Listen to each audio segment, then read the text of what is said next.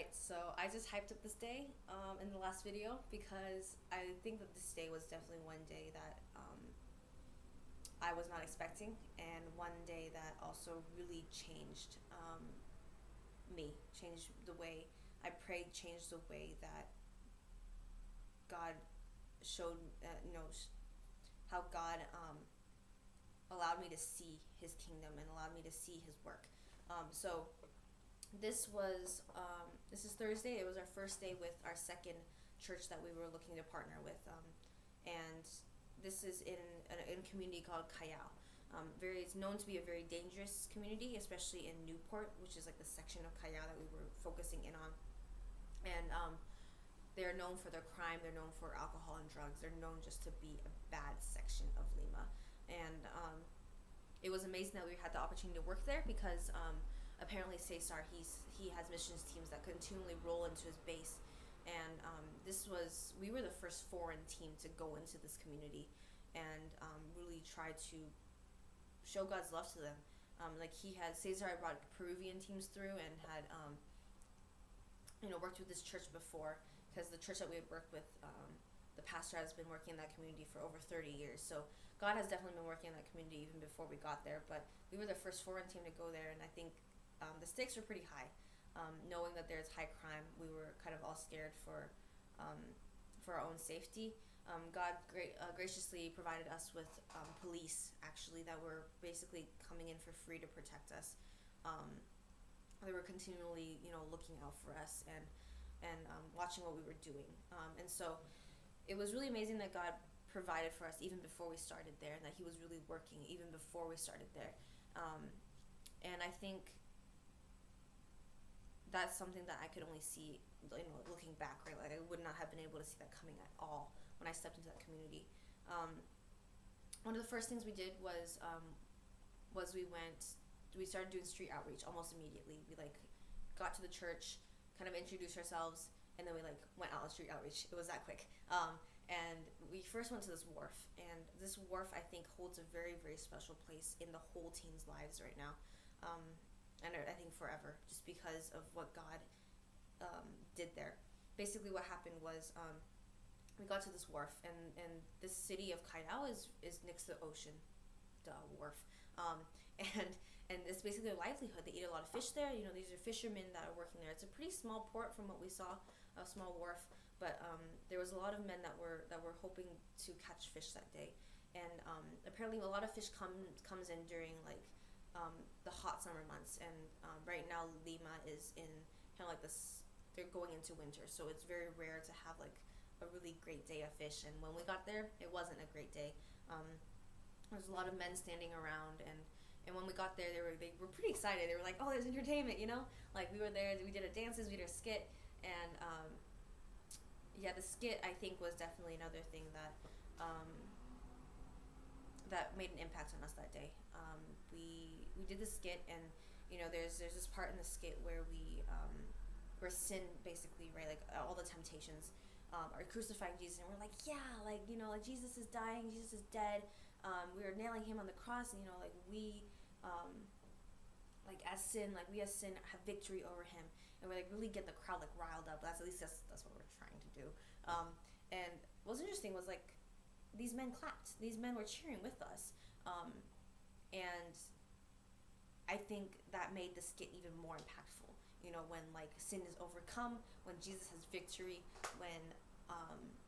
when God so clearly has victory over sin, and that was really neat to see, just because these men, after, I'm sure that they were very impacted by the skit. It seemed like it. And what's even more amazing was we would, right afterwards, we would go out, and we began to do ministry. We began to see if anyone wanted prayer, if they wanted to know more about Christ. And yeah, it was interesting that the group that our ministry group, we walked up to a bunch of guys that was sitting on this truck, and basically as soon as they saw us, they were like, "We need prayer. We need prayer so bad. Can you please pray over this wharf? Can you please pray over families? Can you please pray for us?" We didn't even have to ask them anything. They just immediately saw that we were willing to offer prayer, and they asked of it. And so I think God continued to provide in that way. We were able to pray over them. Ross, in particular, was able to pray over them since I'm a girl, and it would be awkward for me to pray over a bunch of really like tough men who are these like fishermen, right? It's just like maybe I should just stand back and let the guys do just pray over them, and I'll just support them in prayer and really ask that God will speak through them. And God did that. God did that through Ross.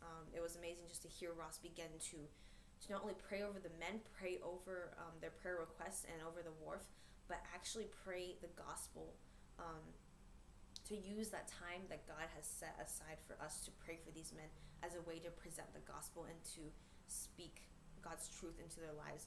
I think that for me was really special, just because to see that God even shares his loving grace through prayer. Not only just the act of praying, but also his like message and like the good news through praying. So that was really encouraging to hear. And I think as we continue to pray for people, as we continue, we even got to share the gospel with like little subset groups of men. A lot of them actually had to go out and see if there's any fish, or like they had to start working or whatever. So we just kind of prayed with whoever came up to us. So we were really able to encourage some men to do that, so for those who just accepted Christ, for them to what it means to live in a community like Callao and to pursue God in that way, to show them God's grace, to show them God's forgiveness, to show them that they are truly loved, and that like it's God is willing to meet them where they're at. So that was really encouraging. A very small thing that happened, but I think one that spoke very deeply to me was this old man came up to us, and Nate and I were able to pray over him. Like he came up to us, and like we were kind of in the middle of sharing the gospel with some men, and he was just like, oh, I have a bad back, can you please pray for me? So our translator had to go with Ross to continue sharing the gospel with these men, and Rob kind of really quickly told this old guy, like, so these two people are going to pray for you, they're going to lay hands on you, but they're going to pray in English because they don't know any Spanish, so they're going to pray for your back. That's it. That's all he told him. And then, so Nate and I just kind of like laid our hands on him. We're like, all right, let's start praying. So both of us prayed, and I think both of us were able, we've seen healing in the past couple of days. It's not healing and asking, and for people to ask us for healing hasn't been uncommon, and we've definitely seen amazing things happen through the the healing, the power of prayer. And so it was a really neat opportunity for me just to be able to practice that continually, and even in a language that this man could not understand, but it was very clear that this man had faith, and this man had faith that prayer could heal him, and that God had the power to do so. And Nate and I just cried out to God, asking for healing, asking that God would give this man faith to believe that he could be healed. And for me, I was really praying that God's name would be glorified through this healing, that His name would be made high in this man's life because through healing. And we weren't really able to ask him if he felt any better, but it was interesting to finish praying for him, smile at him, hug him, and then for him to walk off kind of like testing his back. I mean, who wouldn't after being prayed for over something specifically? Of course, we weren't able to meet the man again, but I really hope that he was touched. I really hope that God is working in his life, and even in a different language. Like we were praying in a different language that he didn't understand. So just to be able to see God working in us through that was really neat as well. Also on Thursday, we also did. Let me check my journal. Sorry.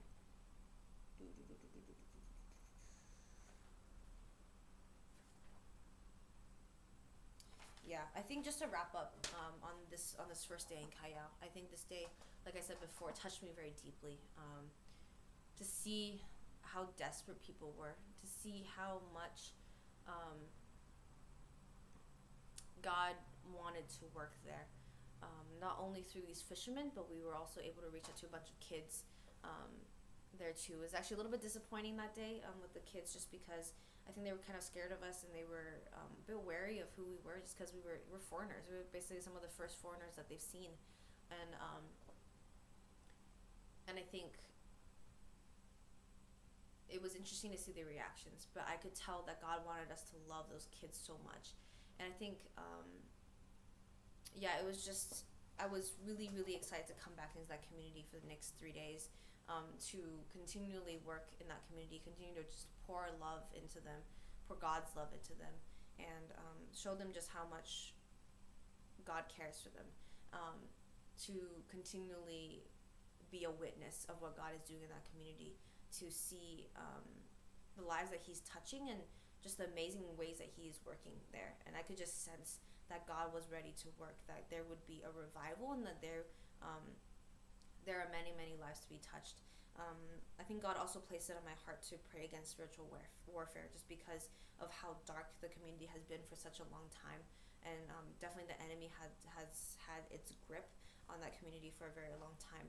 But just to pray that that God will continue to show us how He can overcome, and how He has the strength to just break through the bondage of, of everything that is happening in that community, of broken families, of drugs, of violence, of alcohol, and it was just amazing to have that excitement within me, and to have that hope very deeply and strongly in me, and I think that really carried me throughout the next couple of days that we were there. So I'm really excited to share with you the next day, because God definitely continued to show how He was working in the community.